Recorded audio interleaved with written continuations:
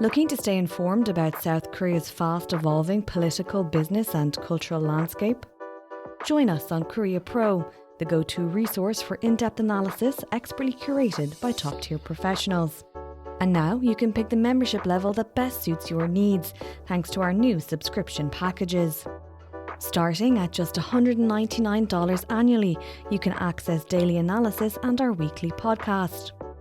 Or try our premium membership package, which offers additional perks such as executive briefings, monthly reports and forecasts, networking receptions and event opportunities, as well as much, much more. To find the best fit for you, just head to signup.koreapro.org and become a member today.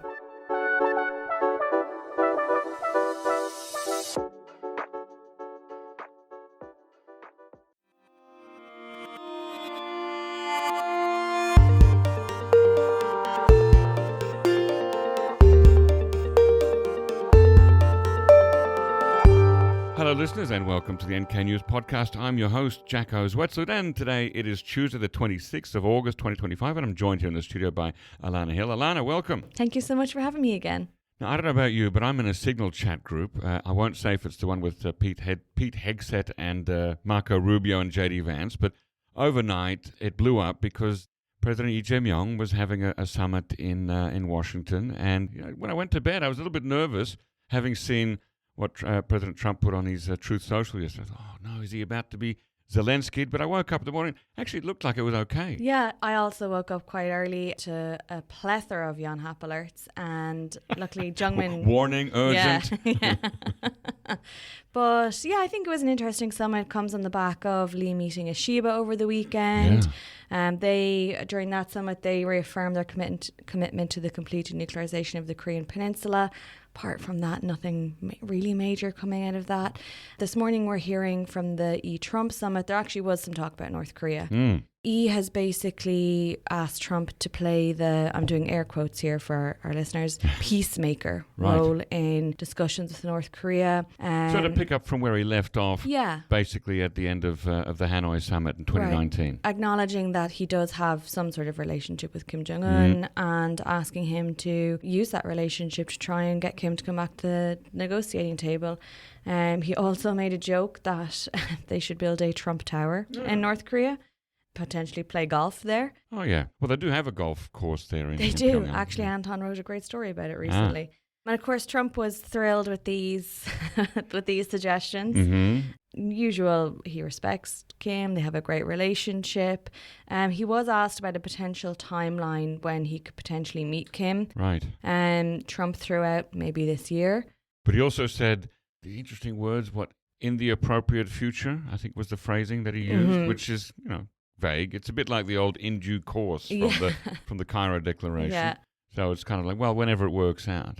There was talk about perhaps at APEC in Gyeongju.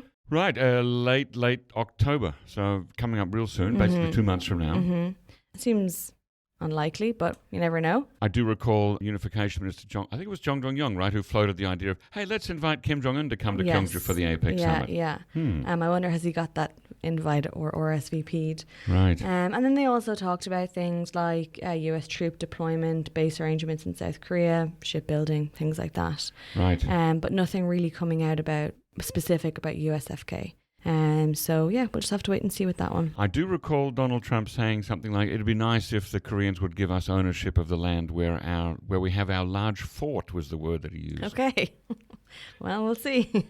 Yeah, that's obviously a sensitive point here in Korea, having gone through colonization before at the hands of the Japanese.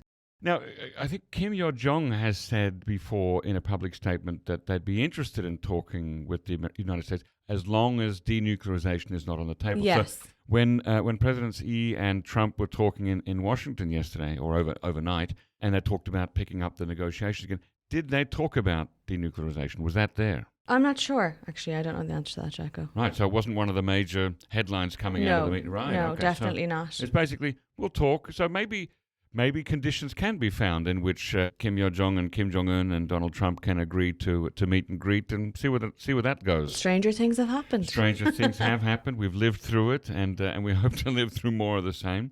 I think generally the feeling is that Lee Jae-myung handled himself pretty well, right? And it was a very long meeting. It was 2 hours and 20 minutes longer than scheduled. Yeah. I think overall people would say it went well. And I mean, from the NK News team perspective, we were very happy that we got some North Korea topics to touch on. Course, so it was a good day. Great. Okay, so that's that one out of the way. Where should we go next? So our biggest story over the weekend, and we're still covering it, so much has been coming out of North Korea, basically about troops that have been deployed to Kursk. Yeah. So Thursday last week, the country held, I don't want to say celebrations, events, I guess, commemoration events. Commemoration, yeah. Yeah, to honour the fallen troops that have been killed in Kursk. Friday, we saw all this footage on KCTV, a couple of hours worth of footage. Yeah. And we've just And that was been... Kim himself, right? Kim Jong-un himself. Meeting families of deceased, meeting soldiers who've returned, honouring war dead. Right, and that they, in honouring the war dead, they brought together all the death portraits, of all the soldiers. Yes. And there was a lot of them. Yeah, about 101. Now, interestingly enough, Colin's work, or Eyes in the Sky yesterday, noticed that in other footage, there was actually additional troops that weren't on this wall. So he's found, in addition to the 101, another 6. So I think that it's not, 101 doesn't seem to be the correct number per se. Not from what we've heard. Right. So a lot of the soldiers that were featured on this wall, I want to get this right, they got they were awarded, let me find it. Yes, I think we saw on the footage there that Kim Jong-un was applying something, affixing something to the portraits. The Hero of the Republic title. Right. So we spoke to a defector who has actually served in the army and basically told us that this title it sets you up for life in North Korea. Or in this case, your surviving family. relatives. Yeah. So a lot of these soldiers were awarded with this title. Very touching scenes, it's families crying. It was it's sad. Sure. And then also a lot of footage of troops actually fighting in Kursk, which we're still learning a lot about. Yeah. Wow. Wait, filmed by whom though? So a lot of them are actually like first person filming. Well, like a body cam? Yeah. Okay. Yeah. Really interesting footage. Yeah. We're still, dissecting it basically. But a lot of information about the weapons they've been using, the systems they've been using, what they're learning in combat. Wow. Interestingly, there wasn't much footage of North Koreans fighting alongside Russians. Right. Well, we have heard that they've kind of been, I don't know, in many circumstances, sort of cut loose to operate on their own, right? Right. And an expert that also spoke to us kind of said the point, of course, with all this footage is propaganda. So they want to exhale the North Koreans as the heroes in these situations. So they wouldn't really want to be putting, Russian soldiers in this footage. Right. Right. Well, that's true. Yeah. To touch on the weapons briefly, a lot of systems, I'm useless with weapons and names and things, but what we've heard, the most important thing that's coming out of this is how much experience North Korean troops are getting with UAVs, how to use them, how to respond to them. Unmanned aerial vehicles or drones, as we... Or drones, yeah. So that's definitely interesting. A lot of footage showing them using drones and defending against drones. So right, which is, we keep hearing in tales from the war, Russia's war on Ukraine, that this is the future of modern warfare. Yeah, this is modern warfare. Cheap, easily replaceable drones, either with explosives attached to them or just as a means of pointing out, where somebody is and helping a sniper or something like that. So that's drones are very important, and North Koreans have been. We've been talking about that over the last year, about how North Koreans are able to use one of them in a small group to sort of lure a drone, and then the other to basically throw everything they have at it. Yeah. Knock it down. Yeah. And again, speaking about warfare and tactics, another thing that become very, very clear from all this footage is how North Korean soldiers are basically being instructed to commit suicide, whatever happens. Don't get captured. Commit suicide. A lot of the names on the wall that you had mentioned with the portraits have a brief description of their combat, what happened to them. And I'll just read one, for example. A young man, 19 years old, a youth league member. His description, it's while retrieving the bodies of fallen comrades who were severely wounded and surrounded by enemies, so they embraced each other and courageously self-detonated with grenades. Boy. There's a lot of these talking about self-detonating with grenades or took their own lives, and we had heard that in the past from Ukrainian intelligence, that this is what North Koreans had been instructed to do. But it's just become very, very evident now that they've been told, do not get captured. Wow. And at 19... 19, yeah. Colin compiled a really interesting, he compiled the list and the pictures. He did a really great job. So it's very sad to read, but it's interesting to go through and see these different people and names, faces, ages, wide range of ages, and their experiences. So I linked that one. All to be found on our NK News website. And of course, this is the first time that large numbers of North Korean soldiers have been in combat on a battlefield since 1953. So it's such an important topic, and we will see, I think, the ripple effects through North Korean society for a long time as absolutely people have their sons coming home in coffins, sadly. Absolutely. So it feels like here at NK News, we're basically, so the picture you painted in the last week, we've been drinking from the fire hose of information. There's just been just floods of pictures and stories and text coming out in the last week or so, right? Yeah. I mean, Friday was crazy. For how long were we dealing with almost no information? Right? Like, are there, has North Korea acknowledged that there are soldiers? And now we're just like, oh, here we go. Here's the data dump. And we're still covering, we still have analyses coming on the kinds of weapons we're seeing. Right. It's so much information that we're seeing. Yeah, like you say, Jacco, basically for the first time from the North Korean perspective. So. Well, it's good to be busy. Yeah, exactly.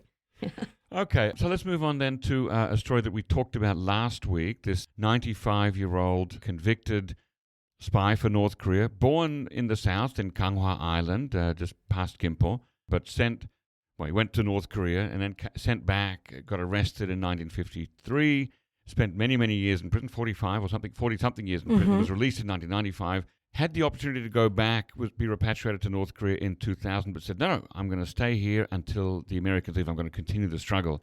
And now he's 95, and he says, all I want to do is go north and be buried with my comrades at the Martyrs Cemetery. He had that press conference recently in which he said, send me back. What's the update? What's happened? Yeah, so last week he made that attempt to go back. Him and a committee that are supporting his wish to return marched towards the Unification Bridge. Unsurprisingly, were stopped at a military checkpoint and told them you do not have the permissions to go any further and sent back. So he was actually, he's an elderly man. He's in his 90s. His health is not great, he said himself. And he was hospitalized after that. He said he had some issues with his eyesight. I haven't heard if he's going to attempt to do this again. He's not the only person. I'm not sure if, I know Jihyun, my colleague, was speaking about this last week. I think there's 5 other people trying to return also. Oh, okay. So I think we will see more about this story, whether it's related to him specifically or these other people. Yesterday, I watched a YouTube video that Peter Ward shared with me by Ju Song-ha, the North Korean defector reporter and YouTube broadcaster. And he basically laid out 3 reasons why he thinks that North Korea would be very unlikely to accept Mr. An back. And one of them is, it's finished with unification. It's not interested in that anymore, so it won't be calling him a hero for unification. Number 2, Mr. An, unlike some of the other repatriates, didn't actually achieve very much in the time that he was a North Korean spy. He was sort of around there for 90 days, got arrested, didn't do much. So lots of reasons there. And also recently we had the precedent of the body of a North Korean soldier that was washed up in South Korea after a flood. The South Koreans said to North Korea, hey, come and get this body, and the North Koreans didn't.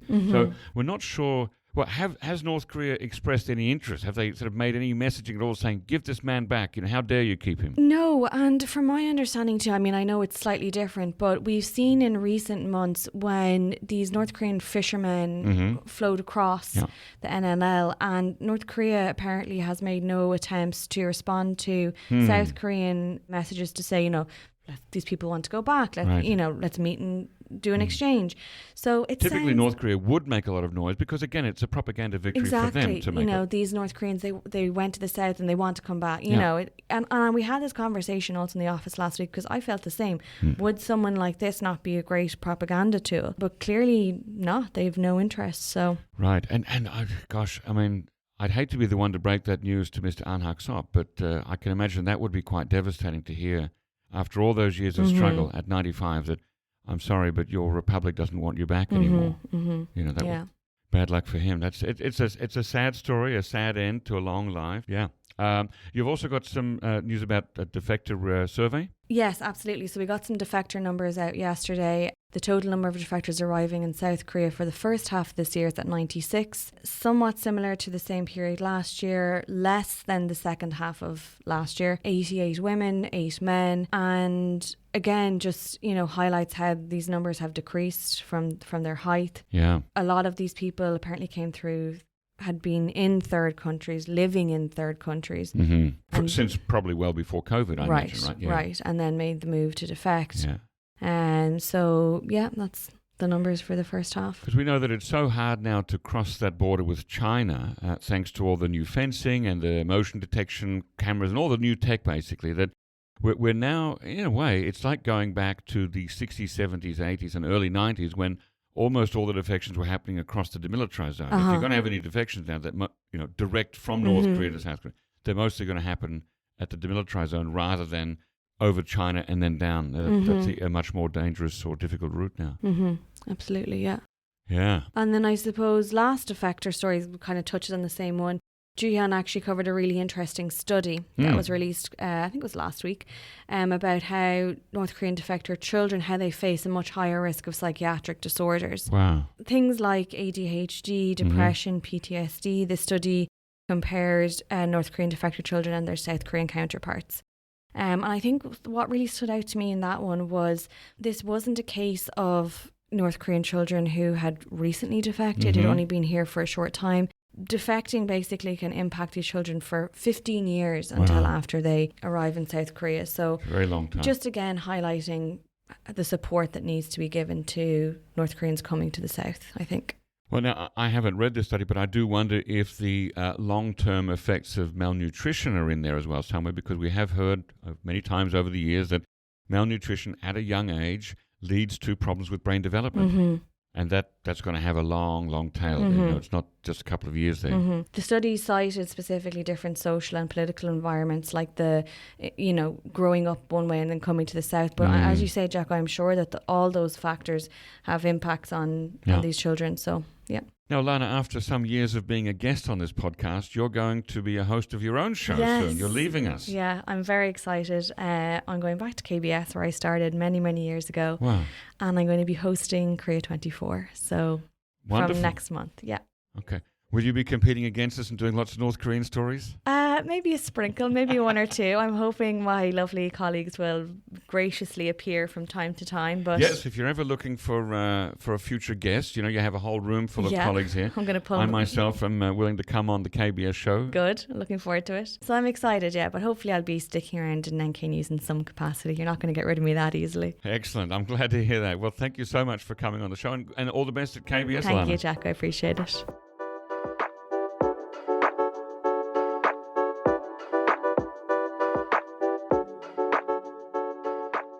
Welcome to a new realm of insights into the Korean Peninsula. At Korea Risk Group, we delve deep into the complexities of North and South Korea, offering bespoke analyses that empower decision makers. Whether you're in government, business, or academia, our tailored solutions provide clarity in an opaque region. Let our team guide your strategy with data-driven insights and on-the-ground intelligence. Step into a world of informed decision-making and visit KoreaRiskGroup.com today.